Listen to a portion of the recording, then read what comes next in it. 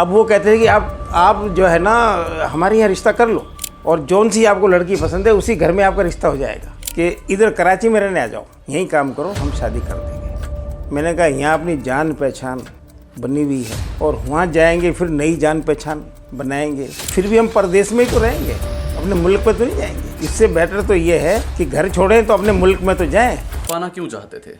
हाँ, मेन बात आना ये चाहते थे कि जो हमारे समाज के लोग थे वो एक भी नहीं रहा उधर, वो सब इधर आ गए। मेरे से छोटी मेरी बहन थी, 8 साल छोटी, और मैं था। हमारी शादी ब्याह का मसला आ गया। और वहाँ क्या है कि वहाँ जैसे भील जाति के लोग हैं, मेघवाल जाति के लोग हैं और गुजराती जाति के लोग हैं। हम उनको अपने बर्तन को हाथ नहीं लगाने देते थे। सेवा उनकी करते थे, आए चाय पिला दी, वो कर दी, खाना भी खिला दिया वो, लेकिन हम बर्तन को हाथ नहीं लगाने देते थे। अब वो कहते थे कि आप जो है ना हमारे यहाँ रिश्ता कर लो और जौन सी आपको लड़की पसंद है उसी घर में आपका रिश्ता हो जाएगा। वो हमें बहुत, क्योंकि हमारा किरदार बड़ा अच्छा था, लेकिन हमारा मन नहीं मानता था। और जहाँ भी पता लगता था पिताजी भागते फिरते भी कहीं अपने लोग मिल जाएं, रिश्ता कर दें। तो फिर एक हिंदू पंडित था, उसने बोला जी कराची के अंदर तुम्हारी बिरादरी के लोग हैं।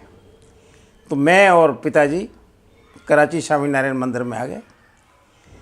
वहाँ जाके जब उनसे मुलाकात करी लड़की वालों से, तो वो मरेठे थे। तो वो बोला जी हम तो मरेठे हैं, ऐसे ऐसे पार्टीशन में जा नहीं पाया, रुइयाँ रुक गए, फंस गए। अब वो मेरे छोटे भाई की लड़की है और भाई हमारा फायर ब्रिगेड में है कराची में, तो उनकी लड़की आप देख लो तो हम रिश्ता कर लेंगे। तो ठीक है, अब वो घर गए, लड़की भी देखी, उन्होंने बड़ी इज्जत से खाना वाना खिलाया और बात हो गई, भाई ठीक है हम रिश्ता कर लेंगे।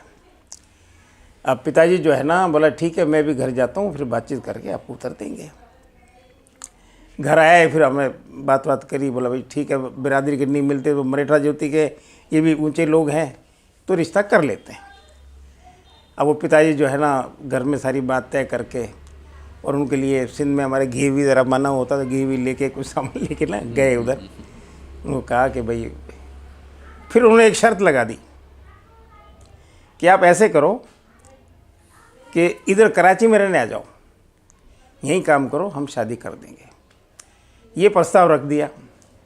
अब पिताजी जब ये प्रस्ताव लेके आए, फिर वहाँ हमको सुनाया, तो मैंने कहा यहाँ अपनी जान पहचान बनी हुई है और वहाँ जाएंगे फिर नई जान पहचान बनाएंगे, फिर भी हम परदेश में ही तो रहेंगे, अपने मुल्क में तो नहीं जाएंगे।